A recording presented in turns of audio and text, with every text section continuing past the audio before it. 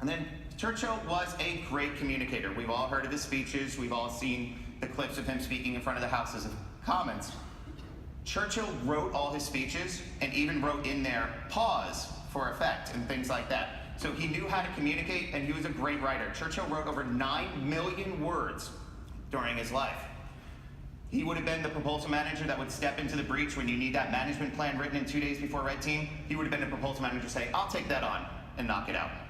And then finally, how often do we need humor in our proposals and in our war rooms? Churchill had a very dry, biting sense of humor. Lady Astor once told him, sir, if you were my husband, I would put poison in your tea. His response, ma'am, if you were my wife, I would drink it. So not only was Churchill had these great qualities, but as I started thinking about it more, I realized he would be one of the people that we would go home to our spouses and complain about during the proposal process. First off, yes, Churchill was a great writer, but Churchill was also very verbose. Yes, he wrote 9 million words in his life. That's a lot of words. Churchill would be one of those proposal contributors, when you ask for 2 pages, gives you 8, and then you have to cut it down. I have a feeling that would have been Winston.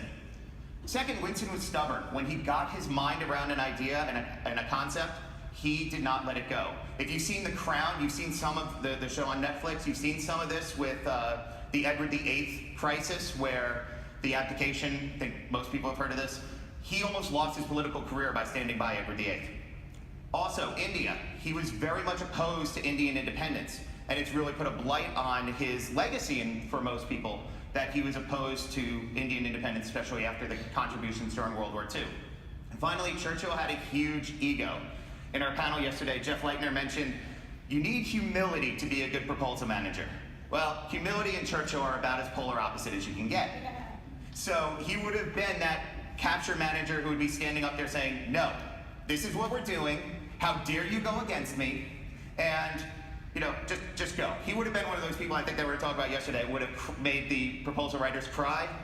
Winston Churchill was somebody like that. So there are lots of positives to take away from Winston Churchill.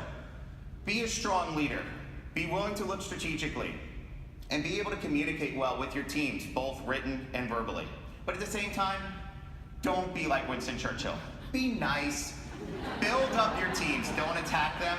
And please, please stay within page count.